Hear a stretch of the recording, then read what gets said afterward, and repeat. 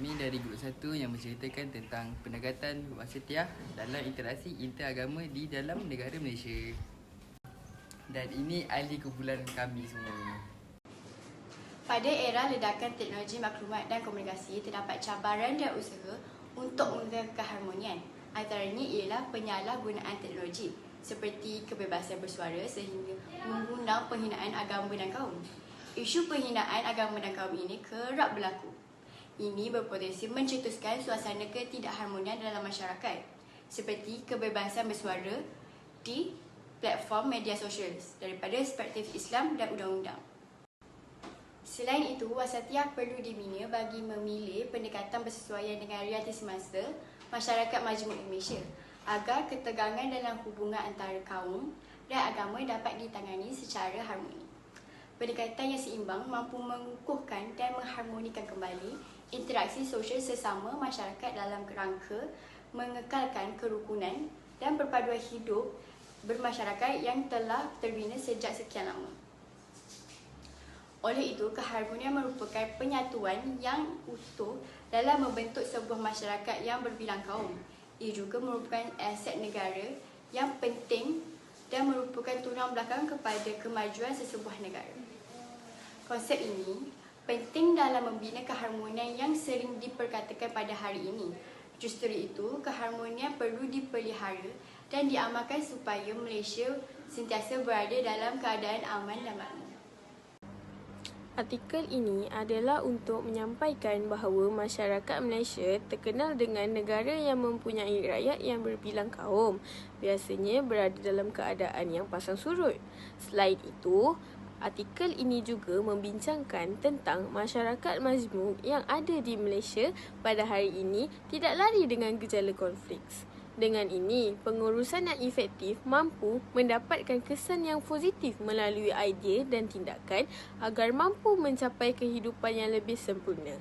Konflik yang berlaku di Malaysia sebenarnya bukanlah berlaku daripada agama dan kaum yang berbeza, tetapi berpunca dari orang atasan dan kelemahan kerajaan sendiri yang menawarkan polisi secara meluas dalam menangani masalah menyebabkan sebahagian pihak salah faham antara satu sama lain dan menyebabkan berlakunya ketegangan dalam masyarakat. Oleh itu, masyarakat Malaysia mempunyai hak sendiri dalam memilih kerajaan semasa PRU dan mampu memperlihatkan tahap kesedaran tentang bekerjasama dalam menjaga negara dan menjadikan negara Malaysia sebuah negara yang aman dan harmoni. Akhir sekali, artikel ini juga membincangkan tentang punca-punca masalah yang sering berlaku di Malaysia, tetapi Malaysia masih terkenal dengan sebuah negara yang aman dan harmoni tanpa sebarang pergaduhan besar yang membuatkan masyarakat Malaysia berpecah belah. Justru itu, pendekatan ini seharusnya memberikan kesedaran buat pelbagai pihak bahawa memelihara keharmonian antara masyarakat berbilang kaum dan agama di Malaysia perlulah menjadi tauladan supaya dapat membasmi kemiskinan dan keseimbangan ekonomi negara Malaysia. Seterusnya, isu utama yang dibangkitkan oleh penulis adalah isu berkaitan tentang cabaran dalam mengatasi cabaran pelbagai konflik yang telah berlaku antara kaum. Antara salah satu cabaran dalam memupuk hubungan masyarakat antara kaum ini adalah cabaran dalam menyelesaikan gejala konflik antara kaum, iaitu isu kewarganegaraan, kontrak sosial, bahasa serta konflik ke arah hak-hak setiada. Hal ini merujuk kepada bagaimana cara kerajaan mengatasi cabaran ini. Cabaran-cabaran ini jika tidak diatasi dengan baik, ia akan menyebabkan kesan konflik yang negatif seperti permusuhan, kebencian, stereotip negatif, pergaduhan dan keganasan. Antara langkah yang boleh diambil oleh masyarakat di Malaysia ialah pembinaan persefahaman antara satu sama lain. Pembinaan persefahaman berkaitan latar belakang, budaya dan agama yang berbeza ini sangat penting dalam menghasilkan asas hubungan yang lebih baik dan bertoleransi.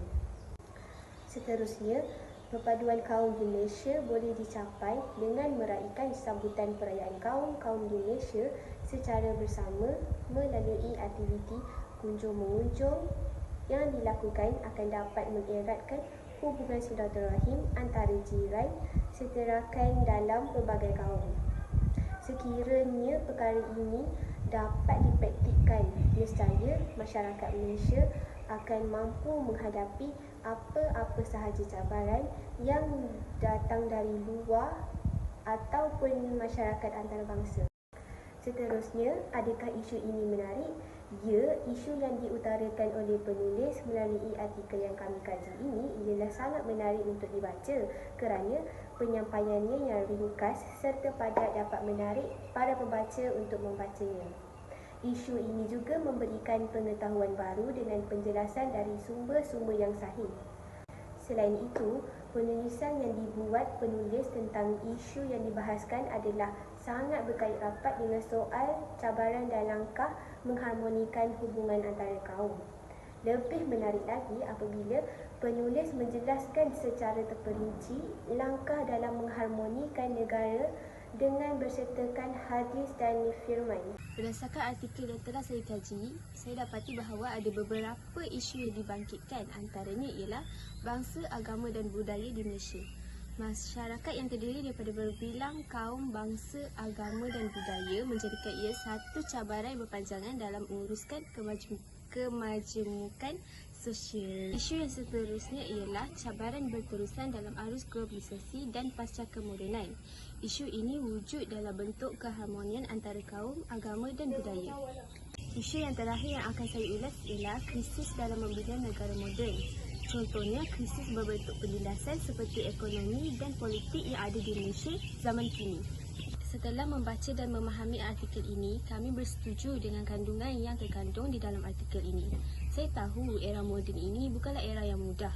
Seperti yang terkandung di dalam artikel, saya bersetuju dengan budaya barat yang semakin berpengaruh di negara kita iaitu di Malaysia. Antara pengaruh barat yang dibawa di Malaysia ialah LGBT yang membawa maksud lesbian, gay, bisexual dan transgender. Perlakuan tersebut jelas merupakan sebuah perlakuan yang keji sebagaimana firman Allah SWT mengatakan di dalam surah Al-A'raf ayat 80 hingga 84. Seterusnya, setelah kami melakukan kajian berkenaan artikel ini, kami mendapati bahawa mengekalkan kesejahteraan ialah satu cabaran yang amat besar untuk dilaksanakan. Kita dapat tahu ada setengah yang masih mementingkan warna kulit sehingga menimbulkan isu perbalahan antara kaum. Pelbagai usaha-usaha yang telah dilaksanakan oleh kerajaan demi memupuk semangat perpaduan dalam masyarakat berbilang kaum di negara kita. Kerana kita tahu isu perpaduan ini perlu diketengahkan demi generasi akan datang. Dalam Islam juga menuntut kita untuk bersama-sama saling menyayangi antara satu sama lain, tidak kisah warna kulit atau berlainan agama dan bangsa. Kemudian, beberapa penemuan yang baru yang kami temui sepanjang kajian ini dilakukan antaranya ialah faktor kemajuan negara juga dipengaruhi oleh keharmonian masyarakat. Selain itu, generasi muda menjadi tunjang utama untuk mengekalkan keamanan negara kerana mereka merupakan generasi yang akan menerajui ekonomi dan masa depan negara. Akhir sekali, kita perlu mendalami ajaran Islam untuk mengekalkan perpaduan antara masyarakat, lebih-lebih lagi negara kita yang mempunyai masyarakat yang berbilang bangsa dan kaum. Sekian daripada saya. Terima kasih. Kesimpulan yang didapati dari artikel yang dikaji oleh kami berenam, kita perlu merapatkan silaturahim antara sesama kaum agar tiada perbalahan yang berlaku. Selain itu, kita boleh merapatkan silaturahim dengan mengadakan aktiviti gotong royong, membersihkan kawasan perumahan dan sebagainya. Selain itu, kita juga boleh menyambut perayaan bangsa lain seperti Hari Raya Aidilfitri, Deepavali dan Tahun Baru Cina. Seterusnya, kerajaan perlu menekankan tentang isu perkauman di negara kita kerana rasis telah menjadi salah satu punca negara kita berpecah belah. Kerajaan perlu memberi layanan yang sama rata kepada kaum-kaum yang ada di Malaysia supaya tidak berlakunya pergaduhan antara kaum. Itu sahaja daripada kami. Terima kasih.